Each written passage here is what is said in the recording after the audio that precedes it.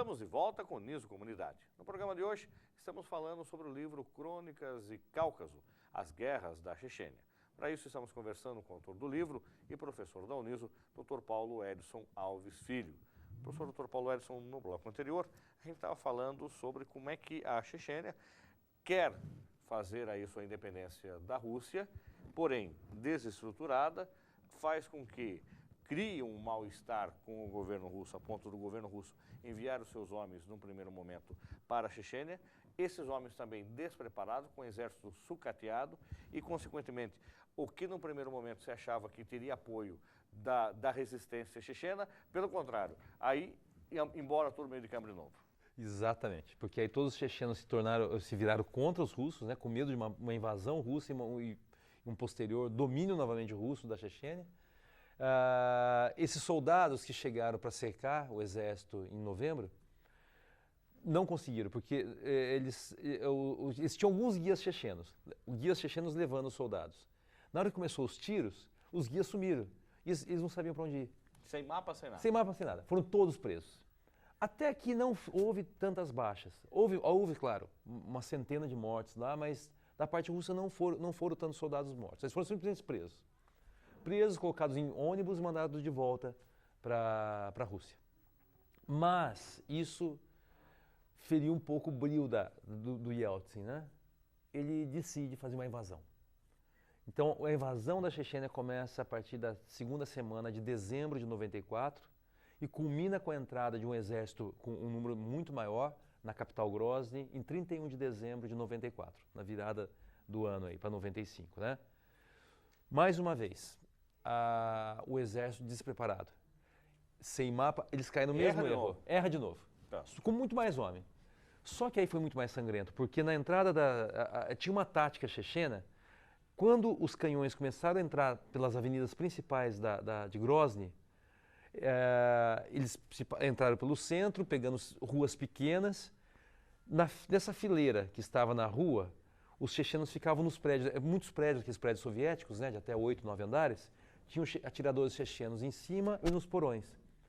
Eles acertavam o primeiro canhão, o primeiro tanque da fila, e esse tanque explodia. Então, imobilizado, parava tudo. E acertava também o último. Então eles ficavam ilhados. Ilhados. E os canhões não tinham ângulo para poder revidar, nem lá no topo do prédio e nem no porão. Então foi uma carnificina. Assim, nas primeiras 48 horas foram quase 2.000 soldados russos mortos. A partir de então, Fernando, aí a guerra começa a ser séria.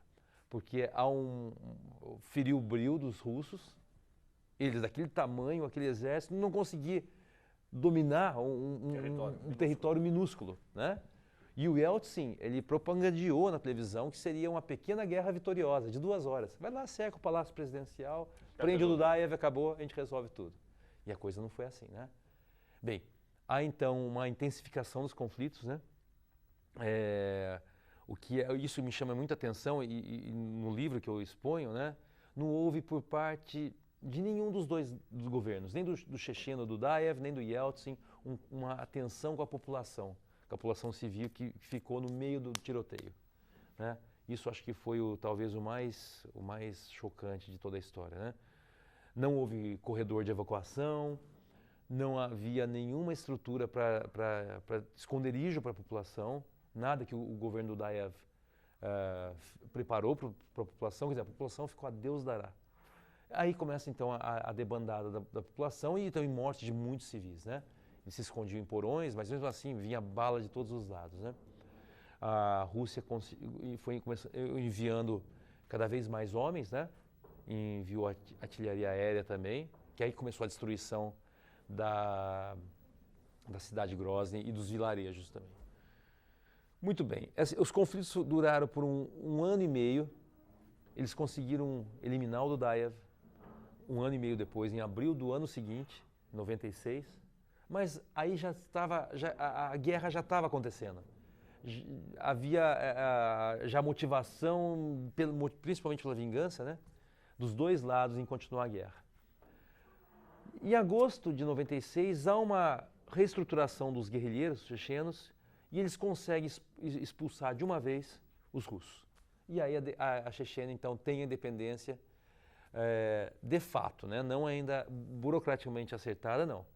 O Yeltsin declara um cessar-fogo, o Maskhadov, que era o líder na época, também declara um cessar-fogo e é suspenso após 1 ano e meio, com 18 meses de conflitos aí, a primeira fase da guerra.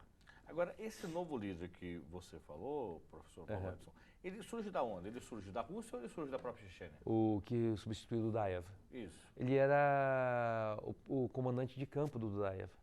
Como o Dudaev foi morto, ele assumiu automaticamente a presidência da Chechênia. Aslan Maskhadov era o nome dele. E esse teve o apoio da Rússia? Esse sim, porque ele conseguiu, inclusive em Moscou, ele assinou o Tratado de Paz, o Yeltsin, e isso foi em 96.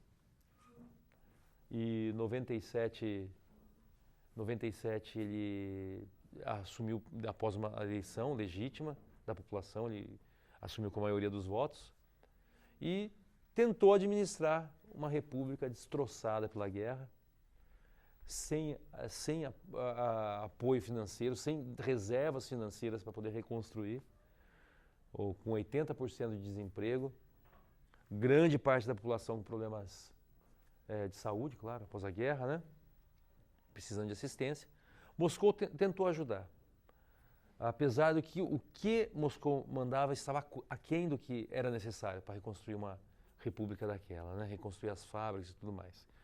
Só que durante esse período aí, em 96, 97, começa a acontecer algo muito mais ainda sinistro, né? Os próprios chechenos armados se tornam sequestradores. Eles sequestram a eles mesmos, famílias, crianças, pai de família. Qual o objetivo? Resgate financeiro. Mas existia dinheiro no país, então? Então, o pouco que tinha era para resgate. Ficou um dos lugares mais perigosos, ficou um dos lugares mais perigosos da Rússia, né? Ainda havia uma outra unidade do exército russo na Chechênia, pequena, mas havia ainda.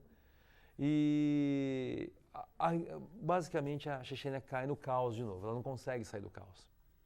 E para complicar nessa situação ainda, começa a haver durante esse período, 96, 97, uma infiltração de extremistas islâmicos na Chechênia.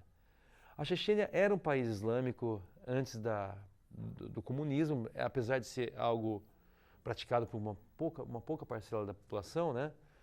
Durante a época soviética, boa parte não tinha religião, né? Mas o conflito, isso é algo interessante que acontece, né? Isso é recorrente na história da humanidade, né? Você passa por situações que extrapolam a sua lógica, você recorre ao além, né? Ao sobrenatural, né? E a própria guerra foi a principal, acho que, motivo dos chechenos se tornarem religiosos, né? E há uma infiltração dos islâmicos radicais, principalmente do Oriente Médio, em que eles pregam que era a hora de não só ter a Chechênia, mas sim ter um Emirado Caucasiano Islâmico. E para isso, eles começam a invadir alguns territórios adjacentes da Rússia, no caso da Daguestão, que é uma república ao lado da Chechênia. E esses ataques são encabeçados por dois líderes, o Hatab, que é um jordaniano, que se juntou às guerrilhas chechênias, e o Basayev, que era o principal líder checheno da guerrilha também. E vem apoio financeiro e armas também, soldados, formação de tropa? Não veio tanto quanto é divulgado por alguns autores que diz que tem ligação forte com a Al-Qaeda. Não chega a ser tão forte a esse ponto. Mas é forte a ponto de poder estabelecer centros de treinamentos na Chechênia. E também, em termos de armas, chega alguma coisa. Mas ainda o que tinha muito na Chechênia era o arsenal deixado lá atrás, antes da guerra. E jovens sem perspectiva, não tinham onde trabalhar. Era o principal alvo desse grupo, desse exército islâmico aí, né? E não só eles mantêm esse exército dentro da Chechênia, mas como isso que é o agravante. Eles começam a fazer alguns ataques em vilarejos vizinhos no Daguestão, que é a república que fica a leste da Chechênia, né? Isso começa novamente a incomodar Moscou. E há um aumento nesses conflitos, né? Alguns embates com o exército russo que está na divisa. E aí coincide com a explosão de um grande conjunto residencial. Foram vários conjuntos, foram 3 conjuntos residenciais, tanto no subúrbio de Moscou quanto em outras cidades do interior, lá no Daguestão também. Em que nessas explosões, a morte assim, de centenas de civis russos. E Moscou se apressa em culpar os chechenos. Apesar de nunca ter sido provado que foi atentado terrorista, o governo russo se apressa em culpar os chechenos, principalmente Ratab e o Basayev. Como é que eles reagiram? Reagiram tentando fazer outra invasão à Chechênia. Só que essa parte é uma parte muito controversa, sabe, Fernando? Tem uma linha, né, de alguns autores que diz que essas explosões foram feitas dentro da própria Rússia, não teve nenhum envolvimento da Chechênia, mas foi usado como uma propaganda para uma nova invasão à Chechênia. Porque... Independente do número de mortes, enfim, precisava criar uma situação para isso. Exatamente. E para se criar toda a indústria da guerra, fazer a indústria da guerra girar. E, de certa forma, como nunca foi isso provado, né, se foi checheno ou não foi checheno, é condizente essa teoria também, né, porque a guerra movimentava, né? E em 98 teve uma crise muito feia na Rússia, uma crise financeira, né? Então, até os autores alegam que essa nova tomada da Chechênia é algo em termos de pão e circo, né? Vamos fazer uma guerra, desviamos a atenção novamente, nós vamos fazer algo que nos dê uma ideia de fortes, vitoriosos, né? Não é claro, né? Nunca ficou... É muito divergente o que motivou exatamente essa guerra. Mas, com certeza, Basayev e Kataib, tendo feito esses ataques no Daguestão, foi um estopim. Talvez se esses 2 guerrilheiros, principalmente, tivessem feito esses ataques, talvez não tivesse acontecido, né, essa invasão. A gente é difícil falar o C na história, né, supor na história. Mas acontece uma Segunda Guerra. Agora, essa fonte de pesquisa, professor, vamos lá. Então, o telespectador está entendendo, né? O assunto é extremamente pertinente, interessante, a gente vai se envolvendo em querer saber os detalhes de como é que isso ocorre. E surgem autores durante esse período, jornalistas, a população escreve, e isso acaba sendo compilado em livros, que o senhor falou que teve acesso a mais de 50, fora inúmeros documentários e contato, inclusive, com chechenos através de e-mail. Então, esse material todo, ele amarra um no outro ou eles são isolados e aí coube ao senhor, na hora de escrever o livro, fazer essa junção e montar as crônicas? Exatamente. Eu costurei. E foi um trabalho delicioso de fazer, sabe? Apesar do tema ser pesado, mas foi algo muito gratificante, porque são vozes diferentes falando, né? Tanto é que eu consegui achar, isso foi um dos grandes achados que eu tive, de um diário de uma civil que ficou escondida no porão durante as guerras, né? E era um diário desconhecido, né? E eu nem lembro como é que eu cheguei, foi através de pesquisa. E eu vou então intercalando a narrativa de militares, de guerrilheiros e do civil.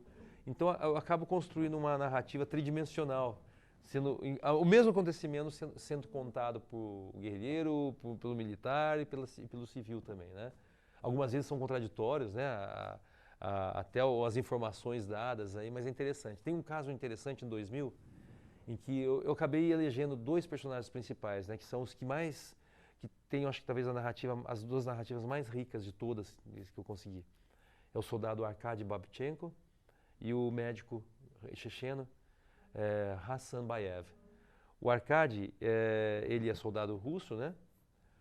Ele está numa situação de um ataque a um vilarejo e é o vilarejo em que está o médico. O médico está operando na mesa de cirurgia e ele está lá atrás, nas redondezas, mandando a bomba para a comunidade. E os 2 vão contando o que vai acontecendo. Então você vê dentro das paredes o que está acontecendo no hospital e fora o que está acontecendo também no pântano. E essas informações estavam em pontos diferentes. Sim, foram 2 livros diferentes. Chama-se Um Cirurgião Sob Fogo, que é o do médico, e o outro chama-se A Guerra de um Soldado. Então, eu acredito que eles nunca se encontraram na vida, né, pelo que eu levantei da história de cada um deles. Hoje o checheno, o médico, ele é refugiado nos Estados Unidos, né? Ele mora em Boston. Ele teve que sair da guerra. Porque como ele operava os dois lados, ele cuidava dos dois, ele cuidava de soldado ferido e de guerrilheiro ferido, ele foi ameaçado de morte pelos dois lados. É uma coisa muito maluca, sabe? Sendo que, tanto é que o livro dele é um cirurgião sob fogo, né? E se chama, o primeiro título é o Juramento, né? O Juramento de Hipócrates, né? Que você tem que atender quem for, né? Independente de raça, credo, religião, nacionalidade, né? E ele fazia exatamente, ele seguia o juramento à risca. A narrativa dele é sensacional. Os apuros que ele passa, e o soldado também, os apuros que eles passam em situações, um mais dentro, claro, do contexto russo e outro mais dentro do contexto checheno, elas acabam se encontrando, né? E eu acho que o leitor acaba se apaixonando pelos dois, sabe? E claro, e muitos jornalistas que estavam lá também me serviram como fonte excelente para narrativas também. Nós vamos para um rápido intervalo, voltamos já já contando aí o livro que o professor Dr. Paulo Edson escreveu, está à sua disposição, Crônicas do Cáucaso, as guerras da Chechênia. Voltamos já.